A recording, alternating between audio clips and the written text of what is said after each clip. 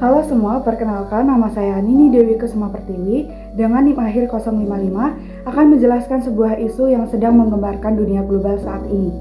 Jadi terdapat penyerangan Israel terhadap Palestina yang terjadi karena faktor pembagian wilayah oleh PBB pada tahun 1947. Jadi kasus ini sudah ada sejak zaman dahulu, namun sampai sekarang tidak menemukan titik damai.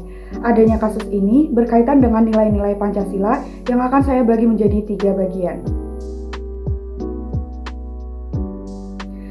Indonesia telah aktif dalam organisasi internasional seperti OKI dan PBB yang bertujuan menjaga solidaritas dan keamanan dunia.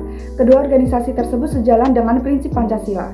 Kemudian kaitan nilai Pancasila dengan kasus ini terdapat pada sila kedua, di mana Indonesia menerapkan nilai keadilan dan kemanusiaan dalam menegakkan HAM.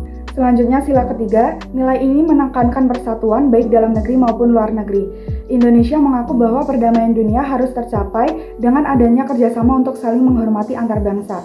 Jadi secara keseluruhan, nilai Pancasila memberikan panduan kepada Indonesia untuk mendorong perdamaian terutama pada konflik Palestina dan Israel. Terkait kasus Palestina-Israel, nilai Pancasila sangat relevan dengan menerapkan prinsip dasar dalam merumuskan kebijakan luar negeri Indonesia.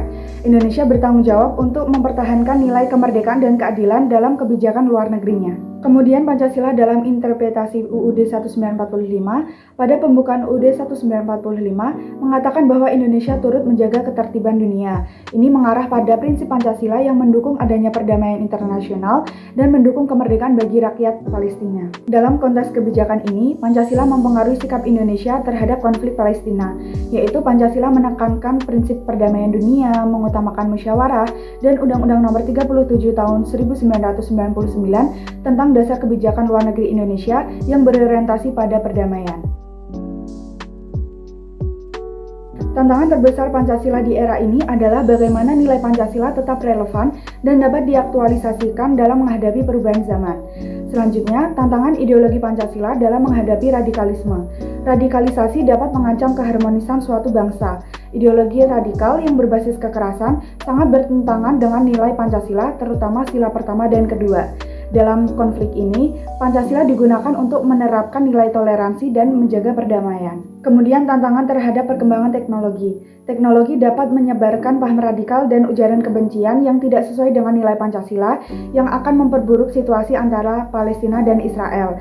Solusinya yaitu dengan menekankan pentingnya etika dalam penggunaan teknologi. Sila keempat dapat digunakan sebagai dasar untuk mendorong penggunaan teknologi yang tepat. Yang terakhir, aktualisasi Pancasila dalam kehidupan sehari-hari. Aktualisasi Pancasila baik di tingkat nasional maupun internasional sangat penting untuk menjaga perdamaian dan menghindari konflik antar bangsa.